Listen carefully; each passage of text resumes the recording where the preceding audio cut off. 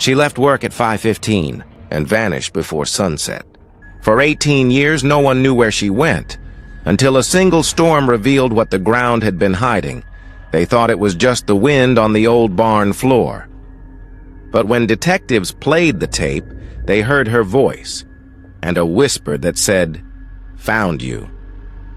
He was the handyman everyone trusted, until they opened his barn. What police found after 18 years stunned the whole town.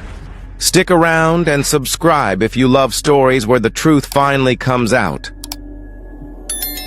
The sun was melting into the horizon, throwing long amber streaks across the two-lane road that cut through the quiet Texas town of Millstone. The year was 2005, a year when landlines still rang in kitchens, when gas was $2 a gallon, and when people still left their doors unlocked because nothing bad ever really happened here. That illusion shattered on the evening of September 19th. At exactly 7:43 p.m., the Millstone Police Department received a call from a man named Sam Jameson. His voice was tight, uneasy. He told the dispatcher that his daughter, Laura, hadn't come home from work. She was 28, responsible and punctual. She never missed a call, never failed to check in. And now, 3 hours past her usual time, nothing. Within minutes, a patrol car rolled past the Jameson home. The front porch light burned like a beacon, and Laura's mother, Mary, stood on the front steps, clutching her daughter's photo. A bright, smiling woman with sandy hair and warm eyes. "She wouldn't just disappear," Mary said.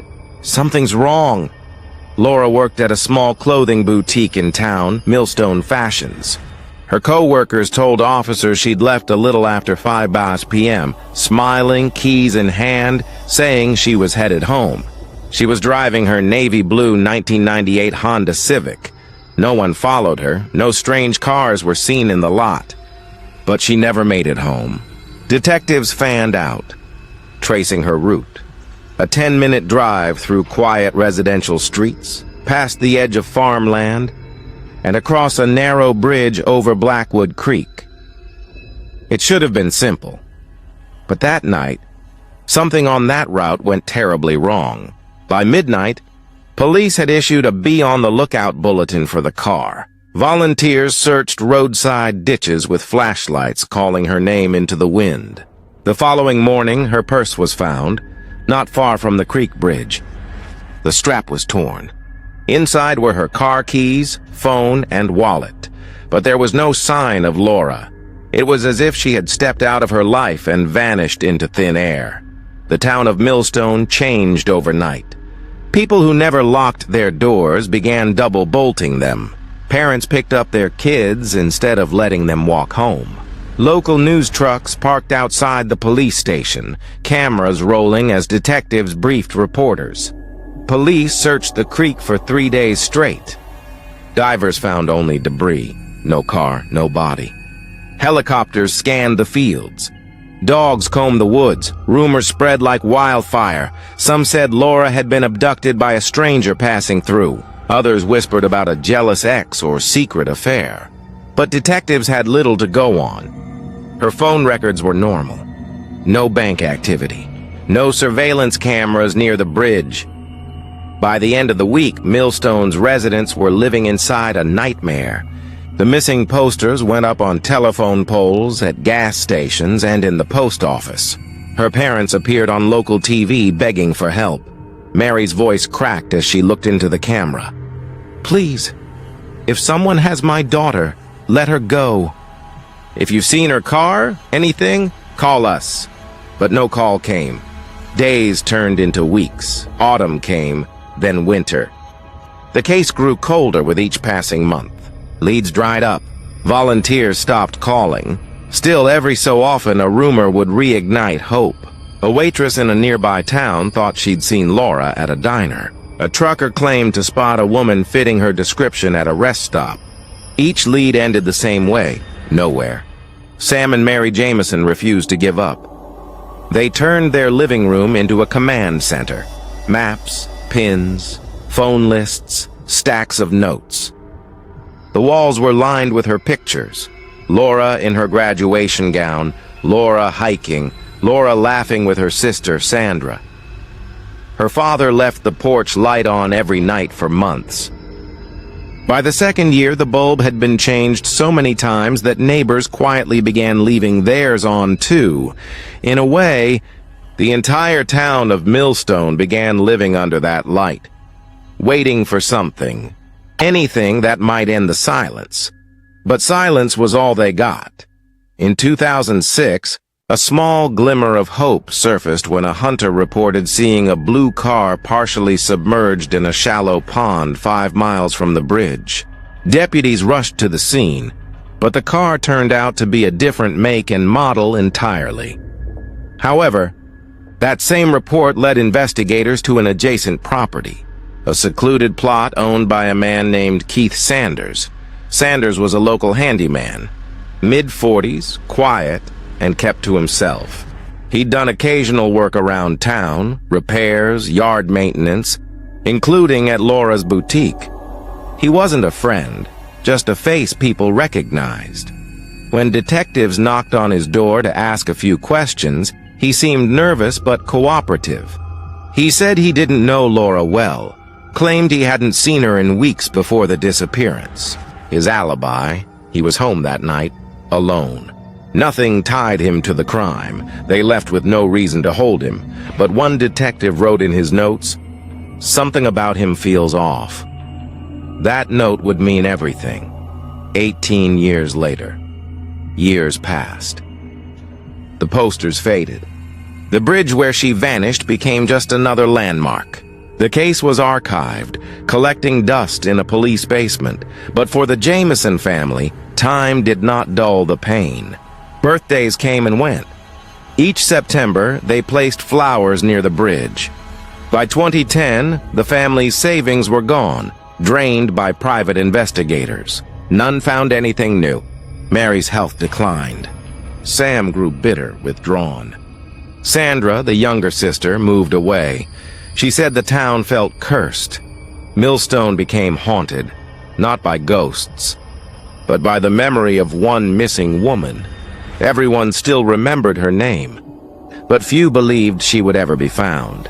Then, almost 2 decades later, something stirred in the dark. By 2021, technology had caught up with cases that once felt unsolvable.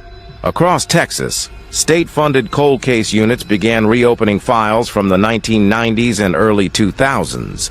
Detective Isabel "Izzy" Torres was assigned to Millstone's oldest unsolved disappearance, the case of Laura Jameson. Izzy had a reputation for precision. She didn't believe in coincidences, and she didn't believe in monsters that just vanished. Every disappearance, she said, was just a crime waiting to be understood.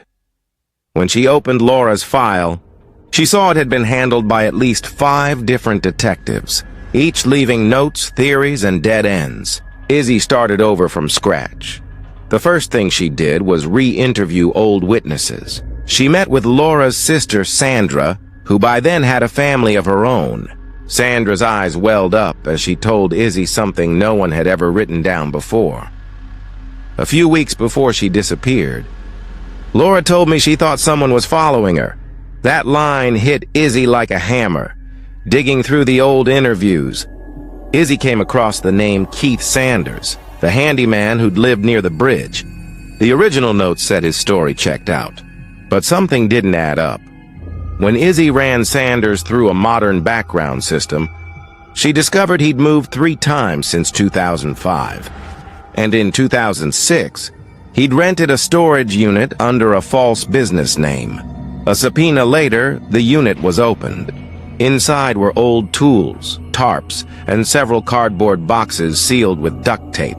Most of it was junk, until one box caught Izzy's eye. Inside were photographs, Polaroids faded from age.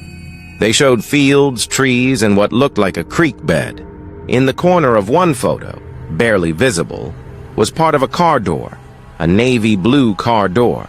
She bagged the photos for analysis. Then she found something worse, a small spiral-bound notebook. The first few pages were blank. But in the middle, scribbled in block letters, were the words, Scepter 19, handled. LJ, quiet now. Izzy's pulse quickened. LJ, Laura Jameson. It wasn't proof yet, but it was a door opening after 16 years of silence. Armed with a warrant, Izzy and a forensic team drove out to Sanders's old property on the edge of town. By then, he'd long since moved to another county, leaving the place abandoned. What they found there was chilling. The property was overgrown, weeds waist-high, barn half collapsed, windows shattered. Inside, dust blanketed everything. But near the back wall of the barn, Izzy noticed something strange. A rectangular patch of boards that didn't match the rest. Behind it was a hollow space. Inside the cavity were rusted chains, a rotted tarp, and fragments of fabric. There was also a faint smell, one Izzy had smelled too many times in her career. The lab confirmed the cloth was from a women's blouse, late 90s style. DNA traces, partial, degraded, but female. Izzy didn't say a word. She just stared at the barn wall and whispered, "We found you." By 2022, forensic technology had advanced enough to extract mitochondrial DNA from even the oldest samples. The fabric, along with trace material found near the barn floor, was sent to a specialized lab in Austin. Weeks later, the results came back. The DNA was a match to Laura's mother, Mary. 17 years after she vanished, the Jameson family finally had an answer, or at least the beginning of one. The remains of Laura were not yet found, but the evidence was irrefutable. She had died there, on that property, and the man who'd always denied knowing her, Keith Sanders, was now the center of the storm. The discovery on the Sanders property rocked the town. For the first time in nearly 2 decades, Millstone had something tangible, evidence. But with it came fear. If Keith Sanders really had something to do with Laura's disappearance, it meant a killer had been living among them, fixing their fences, mowing their lawns, chatting with them at the grocery store. Detective Izzy Torres knew one thing. If Sanders was guilty, he hadn't just stumbled into it. He'd planned, waited, and hidden his tracks for years. She began to piece together his history: property deeds, employment records, tax filings. Everything pointed to a man who valued isolation. He'd worked odd jobs, moved frequently, and never kept friends for long. Most people described him as quiet. A few said it was strange. But one, a former co-worker, told Izzy something she couldn't ignore. Keith used to talk about how easy it would be for someone to disappear out here. He'd say, "There are miles of dirt and no one around to hear you scream." I always thought it was a joke. But now, maybe it wasn't. The barn was ground zero. Every inch of that property was scanned with ground-penetrating radar. Forensic teams dug trenches, collected soil samples, and mapped the landscape. 3 weeks in, they found what they were looking for. Beneath a thin layer of dirt near the barn's west wall, a sinkhole had formed, and within it, fragments of bone. Human. The medical examiner's report confirmed what everyone feared. Partial skeletal remains belonging to a female, approximately mid to late 20s. DNA confirmed it. Laura Jameson had been found. The Jameson family broke down when the sheriff called. Mary, her voice fragile but resolute, said, "At least she's not lost anymore." But peace didn't come, because what followed would be worse than the years of silence. The moment the news hit, Millstone froze. Reporters swarmed, the same quiet streets that once whispered. Her name now screamed it from every television and radio. The church bells that had tolled at her memorial all those years ago rang again, this time for justice. Yet behind the relief was horror, because people started to remember. Neighbors recalled odd nights when they'd heard hammering or seen lights on at Sanders's barn after midnight. One woman admitted she once heard muffled cries years ago, but convinced herself it was an animal. The guilt settled over Millstone like fog. Everyone had missed something. Everyone had looked away, and now the truth was clawing its way to the surface. Izzy dug into the physical evidence found with the bones. Old fragments of clothing, a torn shoe, and buried nearby, an object wrapped in decayed cloth, a small cassette recorder. It had corroded, but the tape inside was intact enough to restore. When forensic technicians played the tape, static filled the room. Then a voice. It was a woman's voice, shaky, afraid. "If anyone finds this, please tell my family I tried to get away." The voice was Laura's. Then, a door slams. Footsteps and another voice, deep, calm, chilling. It's too late for that now. The room went dead silent. The forensic analyst pressed pause, rewound, and played again. The male voice, low, raspy, distinct, matched early voice samples taken from Keith Sanders's old handyman business voicemail greeting.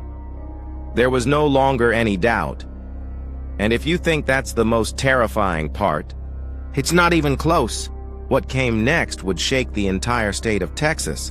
But before we get to that, if you're into stories that start ordinary and spiral into something dark, something real, make sure you're subscribed. Because stories like this one, where truth hides in plain sight, are exactly what we tell here every week. Now, back to Millstone. On March 11, 2023, at exactly 6:14 a.m., law enforcement surrounded a small rental home in the neighboring county of Denton. Inside, Keith Sanders was asleep. He didn't resist. He didn't speak. He just stared as the officers cuffed him and led him out into the rising dawn. Neighbors filmed on their phones, whispering, "That's the guy? The handyman?" When reporters asked the sheriff for comment, he simply said, "We've waited 18 years for this." As the news broke, shockwaves rippled through Millstone. People who'd known Sanders, or thought they had, were stunned. The local pastor told the press, "He fixed our church roof in 2008. He prayed with us. I can't even process this." Every headline screamed the same thing. In custody, Sanders was calm, eerily so. When interrogated, he denied everything at first. Then, as the evidence piled up, his story began to shift. He admitted Laura had been to his property but claimed it was consensual. When pressed, he said she fell, that it was an accident. Detective Torres leaned across the table. "You buried her, Keith. You hit her." "That's not an accident," he didn't answer, just stared at his hands. Then, almost casually, he said, "I told her she couldn't leave. She said she would scream. I couldn't let her." Izzy's heart dropped. That was as close to a confession as they'd get. Sanders signed a brief statement that night. Not an admission of guilt, but an acknowledgement that Laura had died on his property. For the Jameson family, that single piece of paper meant closure and devastation.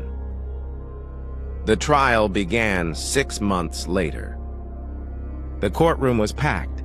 Journalists filled every seat. Old friends of Laura's sat beside strangers who just wanted to witness history. The prosecution built a meticulous case. They laid out the DNA, the tape recording, the journal entry, the old neighbor's statement. Piece by piece, they constructed the story the town had feared for years. Laura had been stalked. She'd trusted the wrong person, and that person had spent 18 years pretending nothing happened. The defense tried to paint Sanders as a lonely, misunderstood man. They called it an accident. They said there was no motive. But when the recording played, when Laura's trembling voice filled the courtroom, every argument crumbled. Even the jurors looked away. After just 6 hours of deliberation, The jury returned. The foreman stood, voice shaking. "We find the defendant, Keith Sanders, guilty on all counts." Mary Jameson sobbed. Sandra clutched her hand. Outside the courthouse, the wind picked up, rattling the news vans and flags. It was as if the whole town exhaled after holding its breath for almost 20 years. That night, candles burned in every window on Main Street. The porch lights, the ones that had stayed on for years in silent tribute, glowed brighter than ever. The darkness that had hung over Millstone finally had a name. But even as the trial ended, another mystery remained: how Keith Sanders had managed to hide what he did for so long, and what investigators found in a second hidden chamber on his property that would suggest Laura might not have been his only victim. After the verdict, most people in Millstone thought the nightmare was finally over. Keith Sanders was behind bars. Laura Jameson had been found, but Detective Izzy Torres wasn't convinced the story was finished. Something in the crime scene log bothered her. A note scribbled in pencil by one of the forensic techs. GPR scan incomplete. Southern wall obstructed. That single line kept her awake for days. The southern wall of the barn hadn't been excavated because the ground was unstable after the sinkhole. It meant one portion of Sanders's property had never been fully searched. 2 weeks after sentencing, Izzy filed a new warrant. The court granted it. It was late autumn when the team returned to the Sanders property. The air was cold and still. The barn stood like a skeleton leaning into the wind. Floodlights cast pale beams across the dirt as the team drilled small test holes. Within hours, the ground-penetrating radar lit up with an anomaly. A hollow, rectangular space beneath the floor. Izzy's gut twisted. "Cut it open," she said. They pried the boards loose. Beneath them, in a hidden crawl space, lay a small metal locker. Inside were objects wrapped in plastic. When the evidence tech unsealed the first bag, everyone stepped back. A driver's license. Name: Rebecca Holt. Date missing: 1998. Over the next 2 days, 4 separate evidence bags were cataloged, each containing IDs, jewelry, and personal effects from women reported missing within a 50-mile radius between 1998 and 2003. For 18 years, Millstone had believed it was the story of one missing woman. Now it looked like Keith Sanders had been a predator long before Laura. News spread like wildfire again, this time statewide. National outlets descended. The sheriff's office set up barricades to keep reporters off the land. Izzy stood by the hole, the locker at her feet, wind tugging her hair. She whispered to herself, he was never going to stop. Among the items in the locker were several VHS tapes labeled only with dates. The plastic was brittle, the ink smeared, but when technicians restored one, it played. The footage showed Sanders in his barn, alone, pacing. He was talking to someone off camera. His tone was casual, almost conversational.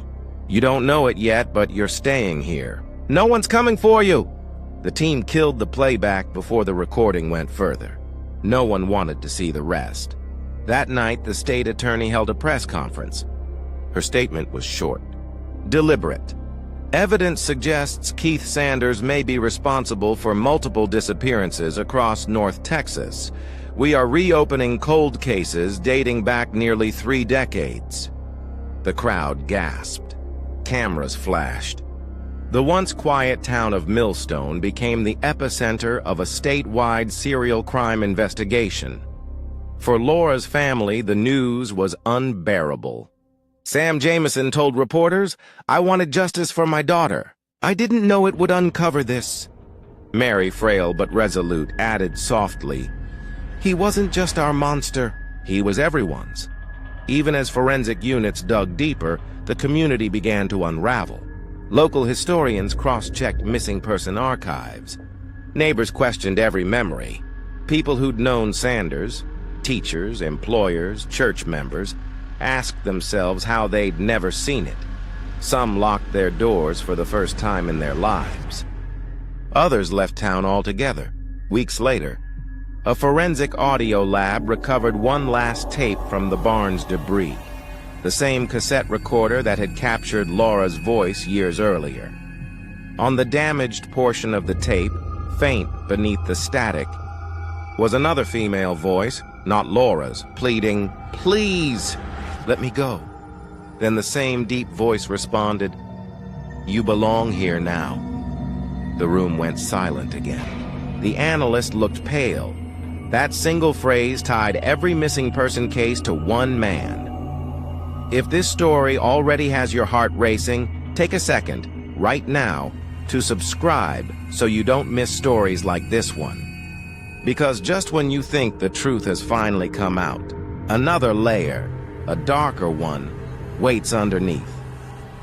All right, back to the dig. In early 2024, the state forensic team unearthed the rest of the crawl space. Inside, beneath layers of dirt and concrete, they found something no one expected: a sealed glass jar containing newspaper clippings. Each article detailed one of the missing women. In the margins, Sanders had written single words in red ink: found, kept, silence. The jar wasn't buried deep. It was meant to be found. A message from a man who'd hidden behind normalcy for decades. Detective Torres stood there, staring into the pit. She thought of Laura Jameson, of all the others, and whispered, "You thought no one would ever dig this far." For the first time, she smiled, not from relief, but from grim triumph, because the earth itself had finally spoken.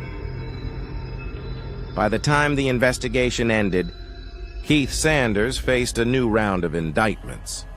5 counts of murder, each carrying the possibility of life without parole. He never spoke again after the new evidence surfaced. No interviews, no letters, no explanations. He sat in silence, staring at the prison wall day after day. Millstone tried to heal, but scars that deep never faded. A memorial garden was built near the creek bridge where Laura disappeared.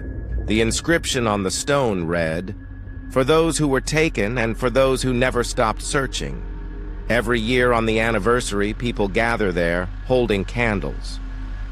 They say when the wind blows through the trees, it sounds like voices whispering, and somewhere in a prison cell 3 counties away, Keith Sanders still sits motionless, eyes open, hands folded, as if listening to them. Because maybe, just maybe, he finally hears the voices of the people he thought would never be found. When the second round of charges hit the news, Millstone changed forever. For nearly 20 years, the town had carried one ghost. Now they realized there had been many. People stopped calling it the Laura Jameson case. They started calling it the Sanders Farm murders. It wasn't just a crime anymore. It was a legacy of silence. Detective Izzy Torres, who had reopened the file, could hardly drive through town without someone stopping her, handing her letters, photographs, saying thank you or please. Find my daughter too. She kept them all in a box labeled unanswered. Late one night, months after the final dig, she sat in her car outside the memorial garden. The bridge where Laura vanished was visible in her rearview mirror. The same bridge that had started it all. The cicadas screamed in the trees, the sound rising and falling like breath. Izzy turned off the engine, closed her eyes, and whispered to herself, "Sometimes justice doesn't bring peace. It just stops the bleeding." In 2025, a local journalist, a man who'd followed the story since the beginning, was granted a single interview with Keith Sanders inside the state penitentiary. The recording is only 9 minutes long, and no one has ever released it publicly. But according to the transcript, when the journalist asked, "Why Laura?" Sanders looked straight ahead and said, "She looked at me like she knew." He didn't elaborate. He didn't need to. Those 5 words were enough to freeze the blood of anyone who read them. That sentence became the headline of every major paper the next day. She looked at me like she knew. The story reached national attention. True crime podcasts dissected it. Documentaries were pitched. Reporters from Los Angeles to New York pored over every scrap of the investigation. But for the people who lived in Millstone, the noise wasn't entertainment. It was trauma rebroadcast. Laura Jameson, Laura's younger sister, declined all interviews. She released one written statement. He stole her, but he doesn't get to steal our memories of her. And then, quietly, she vanished from public view. The Jameson parents passed away within a year of the conviction. Their shared headstone reads, "Together again. The light stays on. The original Jameson home still stands. No one lives there now. The porch light, the same one Sam replaced countless times, remains on, rewired by neighbors so it never goes dark." Every September 19th, someone leaves a single candle on the front steps. No one admits to it, but everyone knows who it's for. And if you drive down that road on a windless night, some say you can still hear the faint hum of an old cassette tape playing somewhere in the distance. Static. Then a whisper. "Please, tell my family I tried to get away. If you've stayed with this story to this point, take a breath and remember what you just heard actually happened." In a small Texas town, an entire generation lived with fear until one detective refused to give up. And if stories like this remind you why the truth matters, why we have to keep digging, even when it hurts, then take a second right now and subscribe. Because next week we're diving into another case where the past refuses to stay buried. All right, let's finish this. A year after the final sentencing, Izzy Torres returned to the penitentiary one last time. She didn't go to see Sanders. She went to deliver a box. Inside were copies of the photographs recovered from the barn, restored, labeled, preserved. They weren't for him. They were for the victims' families to close the file forever. As she walked out, she passed the glass partition where Sanders sat during visitation hours. He turned his head just slightly and for the first time smiled. It wasn't a grin of arrogance. It was relief.